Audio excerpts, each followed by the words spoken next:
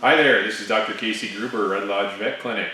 Today I'm going to talk to you about applying a bandage to the hock of a horse. It can be a bandage that's tricky to put on at times, but it's quite necessary for a lot of different reasons, mainly for you as a horse owner. If your horse endures a cut or a scratch or has some swelling, it may be something you can apply easily in the field before your horse is seen by your veterinarian. Some common things you may want to consider keeping at home in your trailer or in your tack box in case of emergency are what I have lined out here. The layer of the bandage that goes right over the wound, directly over the wound, is called the dressing. There are two common types. One is a non-stick or non-adhering dressing. Some people call it a telfa pad, and it usually has a shiny surface to it, and sometimes a medicated cream may be applied to this, but this can go directly against the wound, and it can easily be removed without causing damage to the wound on a subsequent bandage change. The other option is an absorbent pad similar to a diaper. We call these abdominal pads. And these are good for a recent wound, one that may be bleeding or oozing or have a lot of discharge. Now, to apply the dressing directly to the leg, I like to overlap it with a roll cling, white cling like this, and this conforms the dressing directly to the leg, and I'll explain that later. Over that is sheet cotton or a ready roll, combi roll. There are many different options available commercially. But basically this provides cushioning and bulk to the bandage. And this helps kind of reduce swelling as well as allow the bandage to be secured tightly to the leg without it slipping or sliding. And that's done by overlapping the sheet cotton with another roll of cling, usually a larger roll like this 6-inch brown gauze cling. On top of that, most people reach for vet wrap or Coflex. It's another way of strengthening the bandage, also provides kind of a water resistant layer to it, and it allows you to get that bandage tightly conformed to the leg, which is important for a hock bandage.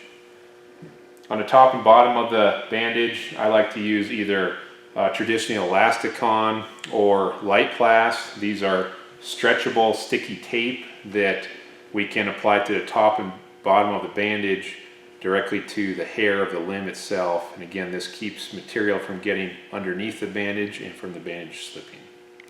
Applying the first layer of the bandage, I'm grabbing a dressing, in this case a telfa pad, and I'm going to apply it directly to the area where the wound would occur. And I have my white cling that I'm going to use to secure that dressing to the leg. And again, it's important to be in a safe position, have someone that you trust and able to handle the horse while you're applying this. But once you start in the leg, take your roll cling, and I'm not going tight, but I'm going firm enough so that things don't slip. In the first layer or two, I'm just trying to keep everything in place.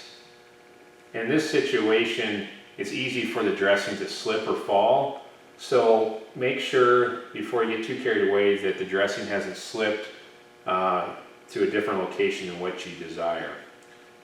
And again, you could go too tight in this layer, but you want to go snug enough to where it's not going to. In general, the point of the hock is a good reference point, and what I like to use, in this case, this is a 12-inch sheet of cotton.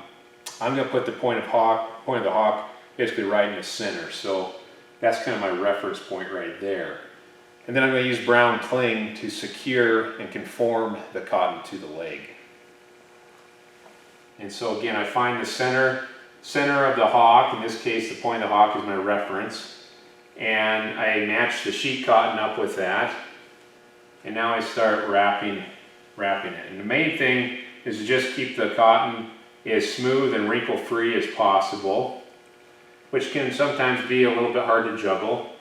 If you have an extra hand from a friend, that can be helpful. Once my cotton's in place, now I take my brown gauze cling. And for me, I like to start right in the center. And right now I'm not going too tight, I'm just trying to kind of get everything in line without it slipping, and check my positioning again. And then what I'll do is work my way down the bandage, and I'm still not going terribly tight, but I'm going snugger.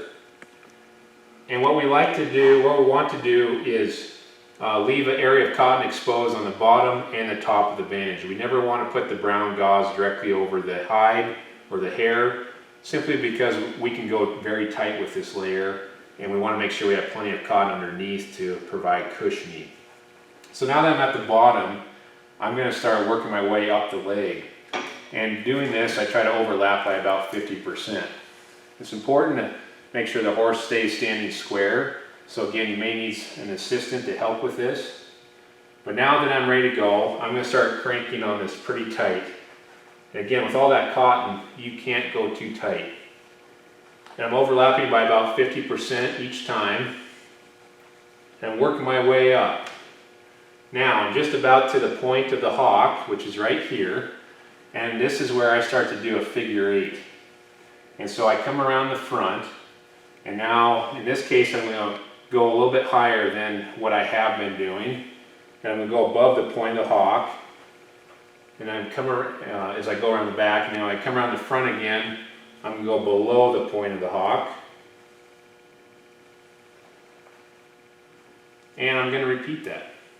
So you want to make sure your roll cling is sufficient enough in size that you can add several layers. So I figure 8 around the point of the hock. And in some cases we won't do that. It might depend on where the wound is. If the wound's back on the point of the hock, then we'll cover it up. But the main reason to leave it exposed is that it allows the horse to be a little more comfortable. It's a common area for bandage, sore, or rub. And it also helps prevent the bandage from slipping or sliding down. So now I'm going to repeat that with vet wrap. And I do the same thing as I did with the brown cling. Come around, start in the middle, kind of get everything in place. Make sure the horse is standing square. And then I work my way down. And then now I start coming back up. Again, I'm going tight. I can't go too tight because there's plenty of cotton protecting the leg. And I'm going to figure 8 around the point of the hock.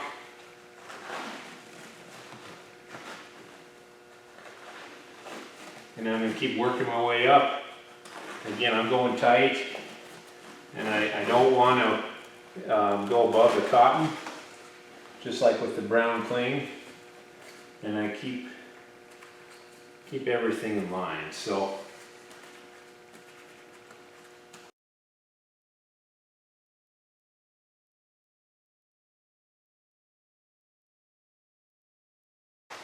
now for our last layer, what I like to do is apply light plast or more traditionally elasticon, a stretchable sticky tape to the top and the bottom of the bandage and keep it in place. Another thing I do is, again, we've left the point of the hock exposed. And unless there's a wound there, that's fine. You can leave it that way, especially if you're in an emergency situation, you're just trying to get the horse to the clinic.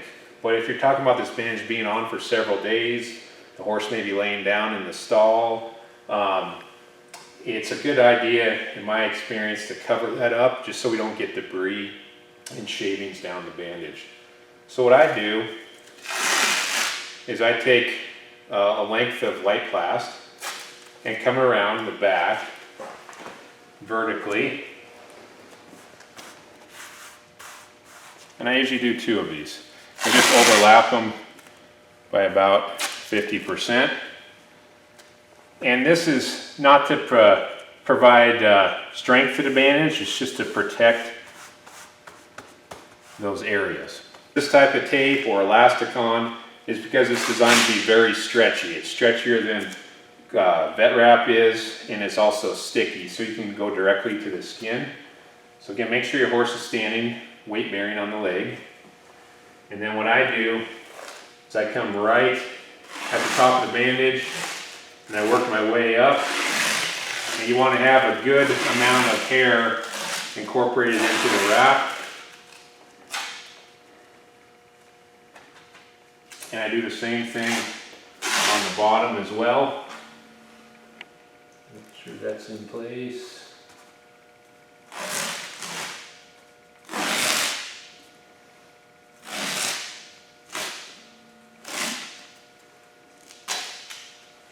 That's what I would consider a pretty standard hock bandage.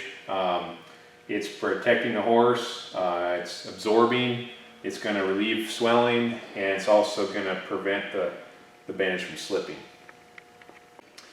One additional option you could apply to a bandage to prevent it from slipping or sliding is to apply a standing wrap at the bottom.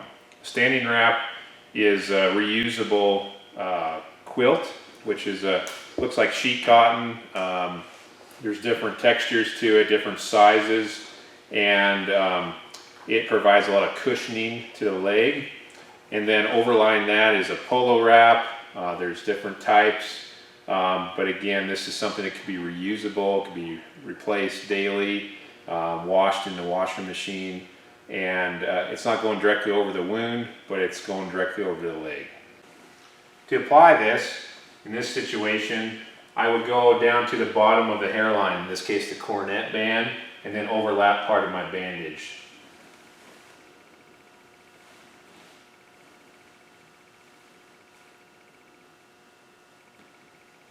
Again, trying to minimize any wrinkles or areas with increased pressure is important.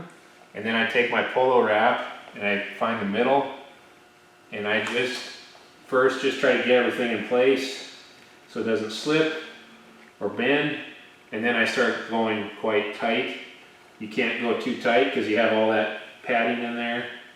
And I work my way down all the way to the hoof wall, in this case, and then I come back up the leg with my polo wrap, applying it about every 50% overlap.